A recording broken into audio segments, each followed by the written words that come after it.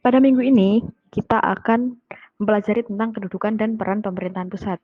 Nah, sebelumnya, kita harus tahu bahwa Indonesia merupakan negara kepulauan terbesar di dunia yang terdiri dari 17.504 pulau.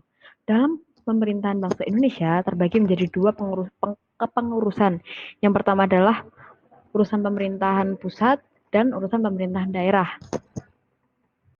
Pemerintah pusat merupakan pemerintahan yang dipegang oleh presiden sebagai kepala pemerintahan dan kepala negara, yang tugasnya dibantu oleh wakil presiden dan juga menteri-menteri negara.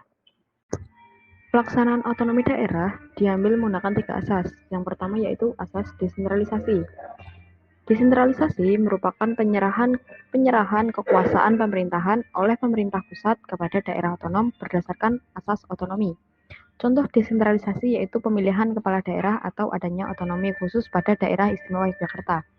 Asas yang kedua yaitu dekonsentrasi. Merupakan penyerahan sebagian urusan pemerintahan menjadi kewenangan pemerintah pusat pada gubernur atau instansi vertikal di wilayah tertentu. Contohnya pada pelayanan pajak di kantor pelayanan pajak atau penyelenggaraan dinas perhubungan daerah. Asas yang ketiga yaitu tugas pembantuan. Nah, tugas pembantuan ini dapat diartikan sebagai tugas pemerintahan daerah untuk mengurusi urusan pemerintah pusat atau pemerintahan yang lebih tinggi dengan kewajiban mempertanggungjawabkan kepada yang memberikan tugas. Contohnya yaitu pembangunan pasar yang dilaksanakan oleh pemerintah daerah yang anggarannya berasal dari APBN. Dalam pelaksanaan otonomi daerah, pemerintah pusat memiliki 3 fungsi. Yang pertama yaitu fungsi pelayanan. Fungsi ini untuk memberikan pelayanan langsung kepada masyarakat dengan cara tidak diskriminatif, tidak memberatkan, serta dengan kualitas yang sama pada semua warga negara.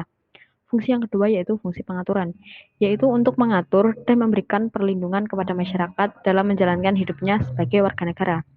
Fungsi yang ketiga yaitu fungsi pemberdayaan, di mana fungsi ini dijalankan pemerintah dalam rangka pemberdayaan masyarakat, agar masyarakat tahu, menyadari, dan mampu memilih alternatif yang baik dalam menyelesaikan persoalan yang dihadapinya. Undang-Undang